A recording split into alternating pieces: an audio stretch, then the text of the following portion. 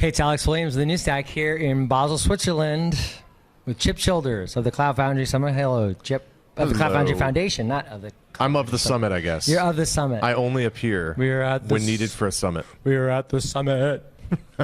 My first song today on the show, actually. It's pretty good. Yeah, thank you. Anyway, so I liked your analogy about bridges today. Cool, thanks. So I'm curious about what have been the bridges in your life that have led you to being a developer back in the day?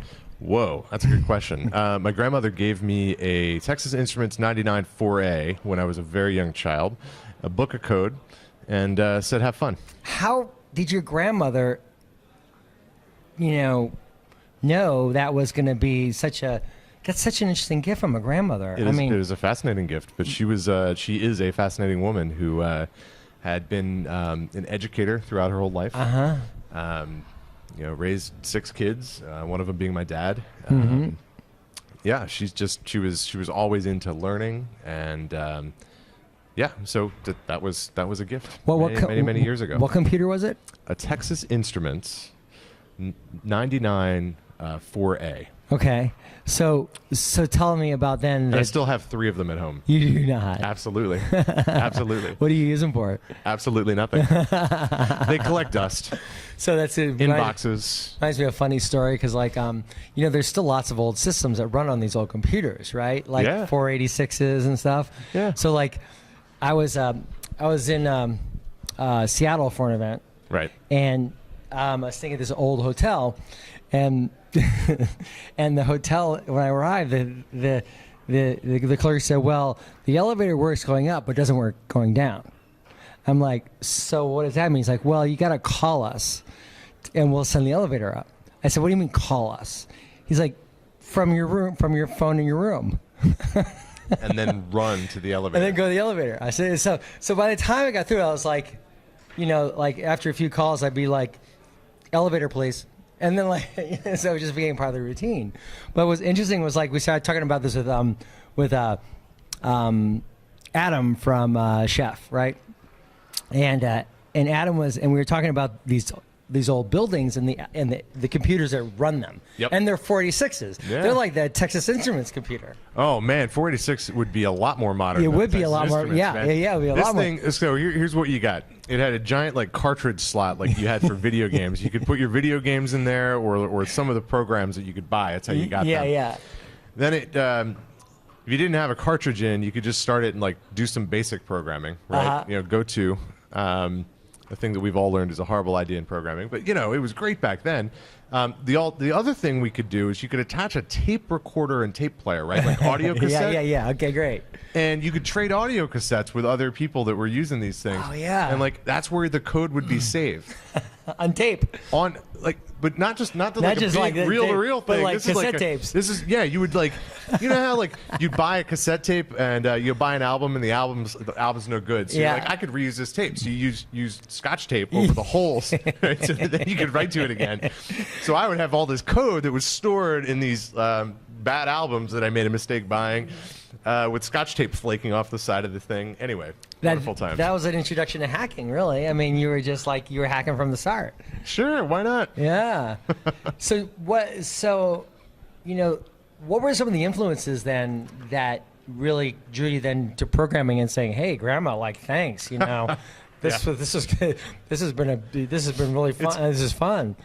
So I think that probably for many people that end up in the technology industry, getting to, if you have the opportunity to use computers and actually tell them to do things, more so than just being a consumer as if it's like a consumer electronics device, you're building something, right? You're kind of scratching the itch of I like to build things. Now, I happen to also like to repair houses, and I like to do things with my hands, but you could use your mind to create something, and I think it just sort of activated that in me. Now,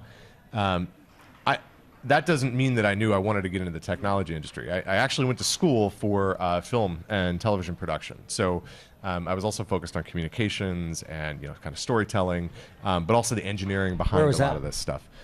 State school in Pennsylvania called Kutztown. So that was an interesting, kind of educational experience, but then that was in the initial internet boom.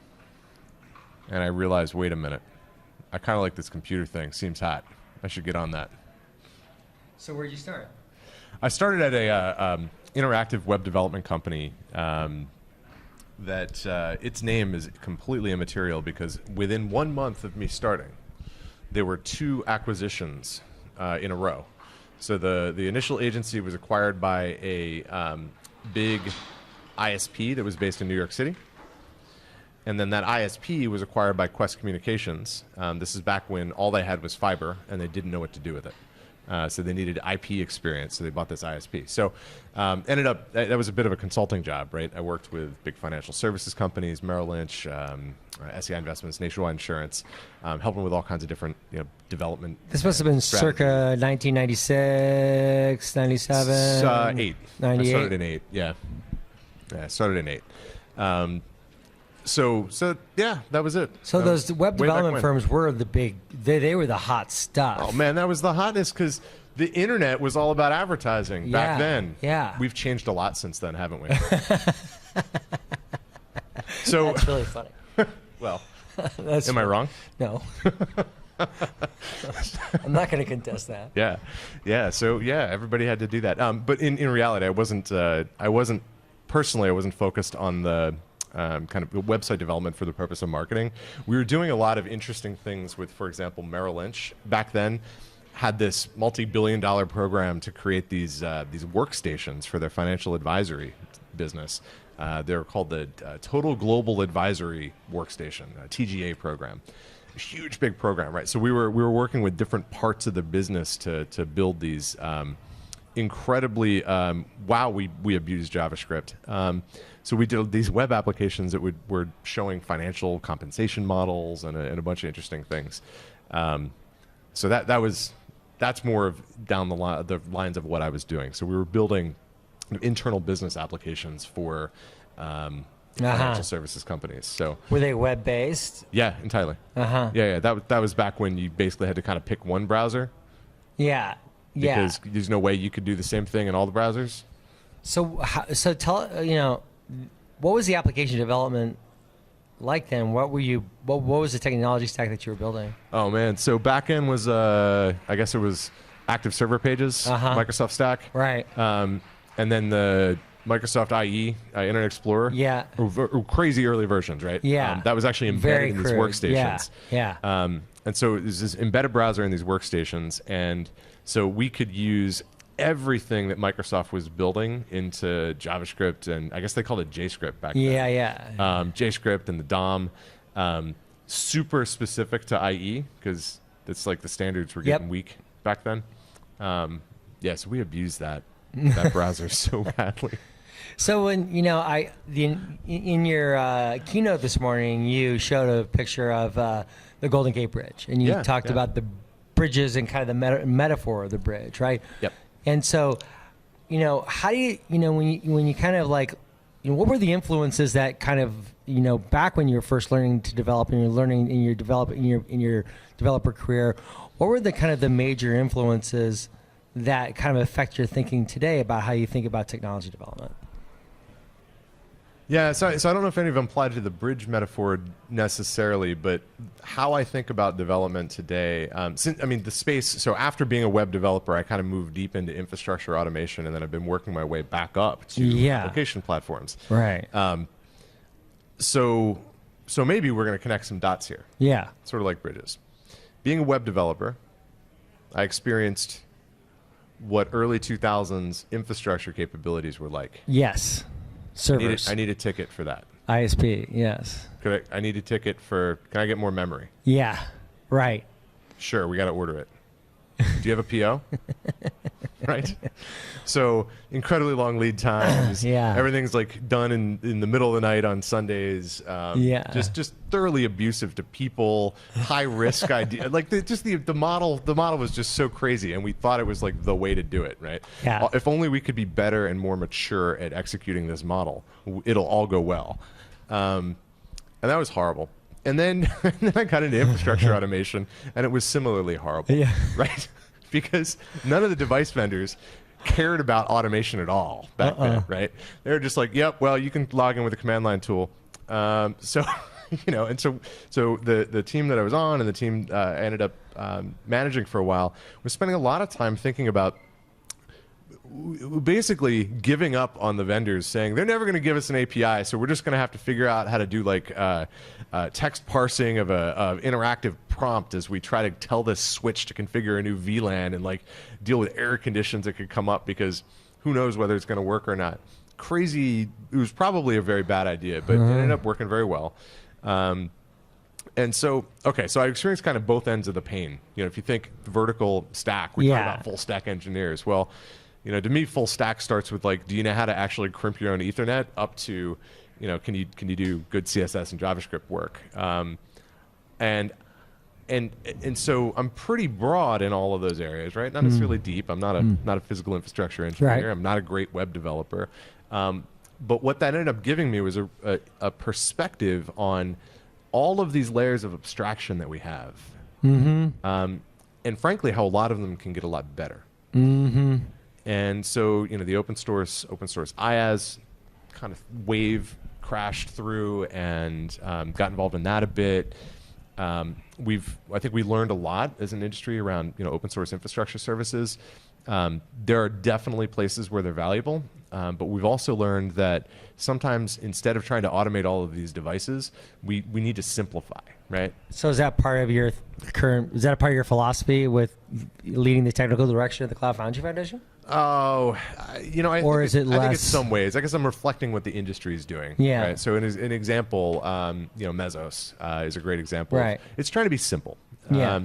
Bosch itself, the Cloud Foundry toolchain, it's trying to be fairly simple. Right. It's kind of hard to initially figure out how to use it, but once you do, its basic tenets are describe what you want, and the controller is going to sit there until it gets there. It's going to keep attempting until it gets there. So that Kubernetes, of course, same concept. So we've kind of figured out the pattern that allows us to bridge these kind of brittle physical devices, or even the logical kind of virtual layer above that, with what's more efficient for applications, which is just saying, this is what I need. I don't care how you get there. Here's the app I want to go run. So I think that's just been an interesting transition that we've seen. And I guess the last thing it gives me is, if I go all the way back to my web development experience, and I still dabble, right? I mean, I have a high degree of empathy for the enterprise developer, right? You're in a large company, you're in a large organization. I know what it's like to be in probably some of the worst scenarios, where well, I mean, just the way your project's being managed, the way that you're being asked to like commit yourself to timelines that are months long, and you're thinking to yourself, how on earth can I estimate a creative process that's going to be 6 months long, right? So we've moved beyond that as an industry, which is awesome. It's the whole process of moving from the early 2000s mode of thinking about how we build and deliver software and operate software, through this whole journey that we've gone through to, and I think we're still going on a journey as an industry, but we've gotten a lot better at it. So the metaphor you use for bridges, then, the Golden Gate Bridge, and thinking through what are some of then the, those patterns, so to speak, that are, you're finding connections that kind of help you kind of define, or help at least kind of the community think through the path for the foundation and the technology itself.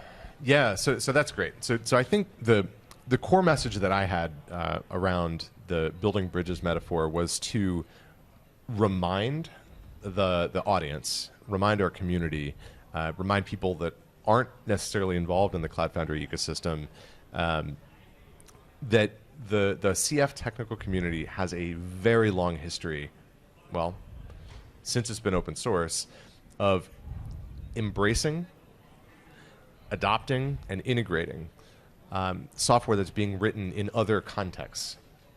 One of the ways that I've actually realized, because I've been having conversations over the course of the day, I've realized that phrasing it as integrating with other communities is actually a fallacy, because our communities are all made up of people, and these individuals, many of them, are part of multiple open source communities and ecosystems, right? So when we, for example, think about an IBM engineer that's working on Cloud Foundry technology, who's also participating in Istio development, we really need to just look at this whole cloud native landscape of open source projects as a giant ecosystem and giant community. Yeah, there's going to be some differences of opinion, right? And you know, we're seeing some of that right now, you know, inside the Cloud Foundry ecosystem. Right. It's actually natural. Yeah, right? of course. It's what's supposed to happen during a creative process. Right. And then eventually things start to get distilled into a solution again. It happens at a kind of a micro scale inside the CF ecosystem all the time as we kind of adopt new things or we build new features. It's happening a slightly larger scale right now when we say, what are the ways we can bring Kubernetes now that it's kind of ready for production? It can solve a good number of the use cases that we need it to solve. How do we bring it in? How do we stack these different boxes together? It's a good time of exploration right now. And I think the hype is really the only thing that makes it particularly more interesting than some of the same discussions about data stores or adoption of Run C or container networking interface, right? These were all very important to the architectural evolution of Cloud Foundry. Very important discussions. Had a lot less hype tied to them. A lot less hype. Yeah. Yeah. And so when you're thinking about those technologies, such as Bosch and such as Kubernetes, and I see more of a comparison between Bosch and Kubernetes versus Bosch between Kubernetes and Cloud Foundry. I mean, there's more of a they have similar kind of goals in mind, right? Bosch was really developed for virtualized infrastructure, right? Yep. Through VMs, and Kubernetes is a container-based infrastructure, right? So that you generally run somewhere, right? So this is where it gets a little tricky. So where's the bridge between the two? Well, there's a couple of bridges. So if we just take Bosch. So first, let's remember that both Bosch and Kubernetes have intellectual lineage back to Borg at Google, right? Bosch tends to look down at the infrastructure. Now, it happens to look at that infrastructure in the context of API-driven infrastructure. Yep. Right? Can I talk to a cloud provider and ask for virtual machines, configure networking? Kubernetes does some of that, but largely it's saying that it wants to use containers as the deployment method for software, and Bosch wants to use virtual machines, right? So they're different, kind of similar patterns though.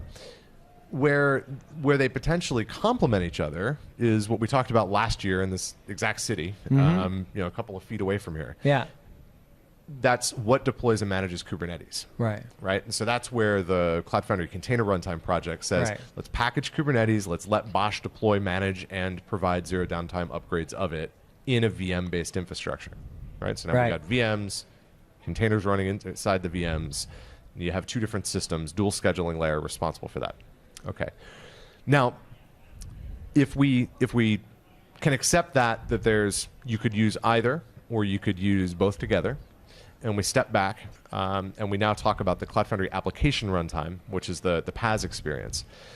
There's another component that Kubernetes butts into, right, which is where this Arena project comes in that we talked about. So in that application runtime, it was built well before Kube existed. And it's gone through plenty of architectural changes. But this Diego runtime that we have right now is it's purpose-built to serve the use cases of the application runtime, that CF push experience. It's not really, you can think of it like a general purpose container engine, but really all of the stories, all of the coding, it's very focused on the use cases that are being pushed into it by the app-centric view of the world.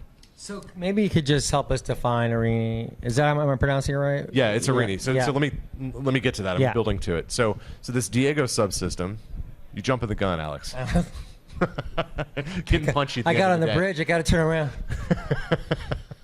So the Diego runtime, it solves that container orchestration for the application runtime, right? So Diego, and then turns out it's got big overlap with what Kubernetes accomplishes now. Right. It's not entirely there, right? It's some percentage of the capabilities. It's enough for a lot of use cases. It's not all of the use cases. Multi-tenancy, Windows, there's a bunch of things that Kube needs to continue to mature on. That said, for those use cases where Kubernetes might work perfectly well to replace the internal component of Cloud Foundry, Diego. That's what the Arini project supports. So it's saying, let's use the same methodology we used when we moved from the even older architecture called the DEAs over to Diego. Let's now look at Kubernetes as the next step and see if we can support Kubernetes as internal component to the Cloud Foundry system. Okay. So then why was Arini built? What was the reasoning behind it? Well, it was built specifically because there are I think there's two core reasons. Opinions that exist about why the participants in the project wanted to be involved in it. So one of them is directly tied to some of the go-to-market strategies of the vendors, right? They're likely selling Kubernetes first, and then they want to land an application experience on top of it, and that's their preferred kind of stacking approach. Okay. The second, though, would be to say, don't think about how it's going to be sold, and instead just say that we have a rich history as a project, Cloud Foundry does, of happily embracing software that was written somewhere else when it matures and bringing it into our architecture and shedding code that we may have written ourselves. Example? Well, an example of that would be the adoption of Run C. So Cloud Foundry was using what are the kernel features that make a Linux container before Docker existed. And so there was a Ruby version of that knew how to create applications and tweak the kernel and start a container. That transitioned to a Go-based version. But it did its own interaction with the kernel. So then Docker and CoreOS at the time, the Rocket runtime, were saying, we have different opinions, but maybe we could share this one thing called Run C that's code from Docker. Well, the Cloud Foundry community said, that's great. That's code that we don't have to maintain. So they were some of the first to the gate to say, we're bringing that into the platform, right? Thank you, Docker. How can we help? Let's bring this into the architecture that CF has and shed some of the code that we have been maintaining ourselves. So that's a good example of that. I mean, it's very deep in the architecture, but what we've actually seen over time is components that are very deep in the architecture mature first because they're smaller. And then as we kind of have gone along in time, there have been slightly larger subsystems. An active area of, I would say, effort that's occurring is around Istio integration. So the Cloud Foundry app runtime has inbound routing, just like any application platform needs to. And our routing tier is, again, it was custom built. And we had one that focuses on HTTP, HTTPS, and one version of it that supports just generic TCP, and then Istio shows up. So that's an interesting approach to networking. Envoy proxy is a good low-level component. So we've already brought Envoy into the Cloud Foundry platform. It's there now. It's part of how Cloud Foundry works. And meshes are a little bit like bridges too, in a way. They are a little bit like bridges. We just keep running into this metaphor. Yeah. So the Istio is a project that we think makes a lot of sense as part of Cloud Foundry. However, it's pretty early in its maturity curve. And so if you pay attention to Istio development, you'll find names there of engineers that are also all over the Cloud Foundry project because they're trying to, one, help, and two, drive use cases into that project that will help it evolve so that it can be adopted into the Cloud Foundry platform. So that will then lead to more shedding of code? It may. Yeah, it may. But I tend to look at it as less about shedding of code and more acquiring additional capabilities, right? By being part of a bigger ecosystem, being part of a bigger community. Acquiring. Yeah. And from a user perspective or a customer perspective of the distributions, the other way to think about this is a lot of these are architectural details. So what you actually are doing when you use open source Cloud Foundry or you buy it from SUSE or Pivotal or use IBM or use SAP, is you're kind of going on a journey with our community as we evolve this platform, because we're going to evolve it in terms of the capabilities that are exposed in order to do that, we're going to evolve the architecture over time. And that's just this natural trajectory that we've been on for a while. It's, I believe, why enterprises really like Cloud Foundry is that it's striking the appropriate balance between when is it time to adopt something new, when is something perhaps too early, too risky, doesn't necessarily provide enough value and isn't proven well enough. And we are constantly balancing things in our technical communities. And trying to do that by being very, very focused on user stories, use cases that are actually solving a real problem. There's very little marketecture that happens in the Cloud Foundry tech community. When you're thinking about that, then you're thinking about Istio and you're really kind of thinking through like this service mesh kind of issue that we're seeing emerge, right? Not an issue, but service mesh has a kind of capability to kind of help bridge these kind of services. Yeah, service mesh as a conceptual solution to some problems. Right. Yeah. Right. And so when you're thinking of that, then will there just be different? Do you think there's going to be different context for Bosch and then different context for Kubernetes? Because Bosch is so focused on the virtualized infrastructure through the VMs, and Kubernetes is focused on the container-based architecture. Yeah, I'm actually not sure that Istio even applies to Bosch. There may be a use case, but nobody's actively working on that. Right. Okay. Yeah. So yeah. Okay. So I'm mixing things up a little bit here, but so with Istio, then the evolution of Istio then leads to what? Do you think? Where does that take the Cloud Foundry Foundation? Like, as an example of a technology that. So where does it take the project? Okay. So that's a good question. I believe that the benefit in the future of using Istio, the Istio service mesh there's a lot of smaller benefits. One of them is that this whole notion of I have to bring my own IP range, right? Because I'm actually communicating application to application via IPs, as opposed to just thinking of it as a service name, right? That's sort of all of the plumbing of how networking works. Doesn't need to really be exposed to the application developer. So a service mesh makes that easier by using naming, right? We figured this out with DNS quite a while ago, but it turns out, that as you change environments, keeping DNS up to date maybe is a little bit hard, right? But a service mesh kind of simplifies this process, right? So name-based ways to communicate between devices, hiding some of the networking challenges, but And I guess last would be, or third in this line of thought is policy, right? A lot more policy control about what can talk to what, why, and how, and when. It might even be app-aware policy, right? So you can imagine network paths only opening up if a particular individual is the one authenticated into the application that's trying to make that call. I mean, that's a little bit out there, but that's kind of the trajectory I see us headed down with policy-based control. The second, though, is that that same capability needs to span platforms and systems. We know for a fact that the overwhelming majority of Cloud Foundry app runtime users that we talk to, the surveys, quantitatively, qualitatively, they all want that experience integrated very well with a Kubernetes experience next to it. They serve different use cases. Right, there's different people that want to interact with them, but we need good service mesh between the two.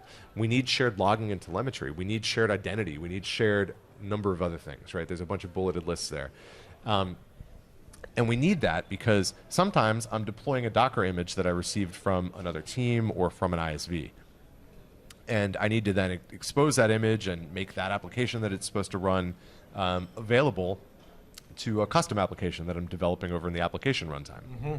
Right. So a lot of need to kind of integrate the two, and I think Istio could play a big part in that. And that really speaks to then the evolution of the Cloud Foundry Foundation, doesn't it? I mean, that's quite embracing of technology being built elsewhere, so to speak, right? In different. So I disagree. I think that I don't think that that's different than all the way back in 2015 when it was initially created. The problem is, or the reason why it might feel that way is that the projects that are being brought in are larger, and potentially more mature. But CF was built way back when, purpose built. Right. And when you think about it's kind of its roots, in terms of, it's kind of adoption of new technologies. That's your point. That it's always that this has always been the process. It's always been the process, right. and it's accelerating. So how's it accelerating? Yeah, it is accelerating because I think that they're getting larger. The other thing that I'd say is that a conceptual model for how to think about the Cloud Foundry ecosystem and technical community is that it almost acts like a quality filter on the bigger cloud native ecosystem for enterprise. So, you've probably seen the CNCF landscape plenty of times. I've seen end users get quite concerned when they look at that, saying, "I don't know how to choose from all this stuff." Right? Yeah. This is crazy. But they're right to describe all the basic components of what makes up, right, an application-centric platform. Right. Well, Cloud Foundry is an application-centric platform.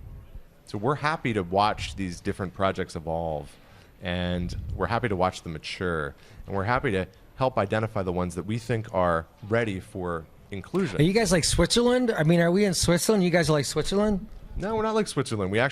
We then... You're opinionated. We are opinionated. We're opinionated about the quality of what gets included, why it's being included, making sure that it's part of concrete use cases, and making sure that the developer experience interacting with that stuff isn't distracting.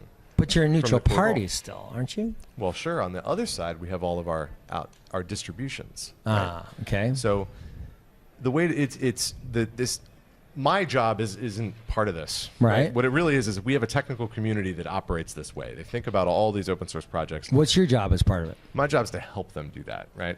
And then this is where your communication skills come into play. And then help them deal with some of the tensions as they work together. Help them get over the bridge. Help them get over the bridge. Yeah. That's exactly right. What are the tensions?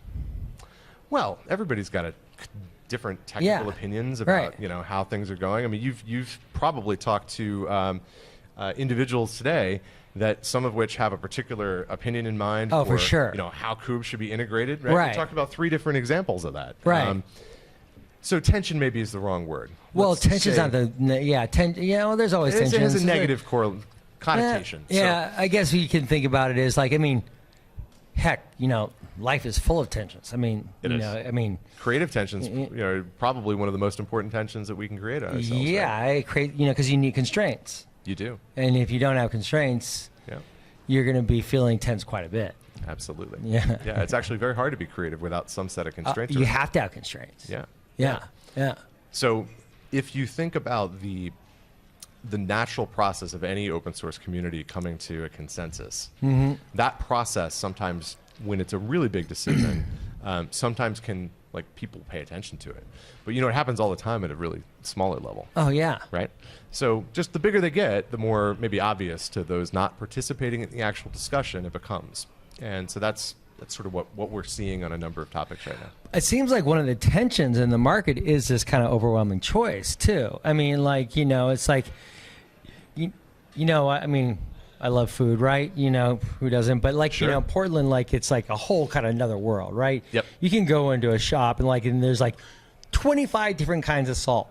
There's a pink salt. There's a black salt. Yep. There's a sea salt. You've got no constraint as a chef there, do you? No, but sometimes you just want salt. Yeah. What's the right salt for this? Where's the table salt?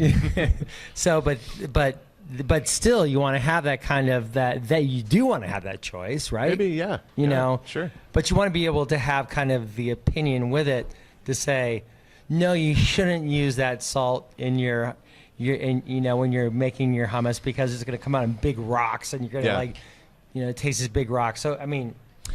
So the analogy, or I'd take your analogy and I'd apply it to say that I think that's why there's a very clear reflection of in the user and customer communities around Cloud Foundry is that they want to see that CF push high opinion working well with and right next to a Kubernetes environment, right? Because Kube's an infrastructure substrate in the end. Right. You can layer stuff on top of it. So you can have your fancy pink Arabian kissed by the wind of Fiji salt. That's a good one. Right? or you can have just the salt that you need. Yeah, I think that's probably a good place for us to Yeah, we've to gone conclude. way too We've far gone way. with these We've gone from metaphors. bridges to salts, and so. Fiji wind. But really, thanks a lot for taking the time to talk. And this has been another great event here. I really enjoyed it. Awesome. Glad to be here with you. Thank you. Thanks, Chip.